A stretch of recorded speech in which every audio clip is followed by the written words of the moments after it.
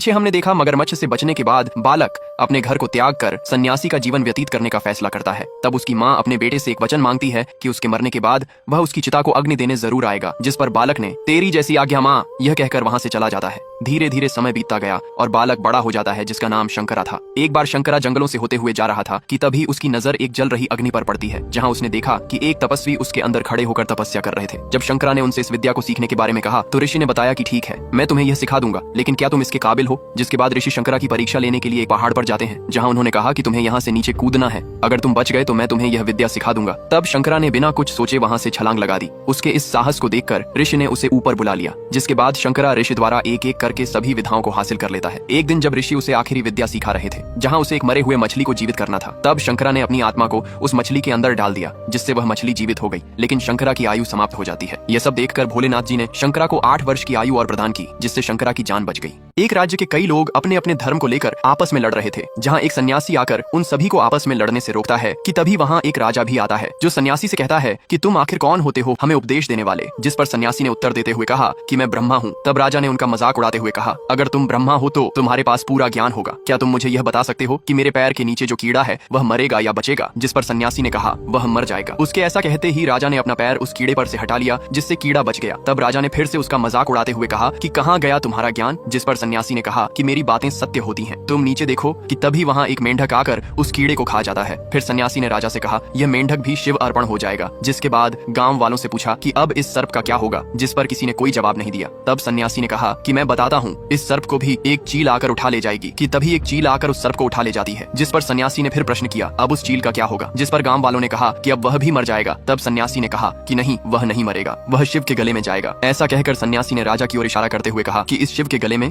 सन्यासी के कहे अनुसार वह सर्प चील के पंजों से छूटकर राजा के गले में आ जाता है, जिससे सन्यासी के अंदर भी अहंकार आ जाता है। फिर उन्होंने गांव वालों से कहा ये संसार सबका है और सब एक समान है। उपदेश के बाद सन्यासी अगले गांव की ओर बढ़े, जहां परीक्षा लेने आए शिवजी एक चांडाल के रूप में उस सन्यासी की ओर बढ़ने लगे। जब सन्यासी के शिष्य उन्हें दूर हटाने लगे, जिस पर चांडाल ने सन्यासी से प्रश्न किया कि आप प्रचार कर रहे हैं कि हम सब एक हैं, तो मेरे साथ ऐसा भेदभाव क्यों। जिस पर सन्यासी ने उत्तर देते हुए कहा कि यह स्थान हम जैसे सन्यासियों के लिए है, न कि तुम जैसे शमशान में रहने वाले चांडाल की, जो मदिरा और मांस का सेवन करता हो, इसलिए तुम यहाँ से दूर चले जाओ। जिस पर चांडाल ने कहा हाँ मैं एक चांडाल हूँ, लेकिन इस तरह दूर जाओ दूर जाओ कहने वालों को भी अंत में मेरे पास ही आना पड़ता है। सोचो अगर मैं तुमसे दूर भी चला गया तो क्या मैं जिस भूमि पर खड़ा हूँ तुम भी उसी पर खड़े हो, क्या तुम इससे अछूत नहीं हुए। इस चांडाल से गुजरने वाली हवा भी तुम्हारे पास से गुजर रही है, क्या तुम इससे अछूत नहीं हुए। मैं जिस गंगा में नहाता हूँ तुम भी उसी गंगा में नहाते हो, क्या इससे भी तुम अछूत नहीं हुए। चांडाल के ये शब्द सन्यासी के मन को झकझोर गए, उनके भीतर का अहंकार चूर चूर हो गया। उसने तुरंत चांडाल को प्रणाम किया और कहा आपने मेरी आंखें खोल दी, आपने मुझे सच्चाई का एहसास कराया, हम सब एक हैं, कोई भी अछूत नहीं है। अब पिता को अग्नि देने के बाद बालक कुछ सोचने लगता है कि तभी साधु ने उससे पूछा कि तुम किस सोच में डूबे हुए हो। तब बालक ने उन्हें उत्तर देते हुए कहा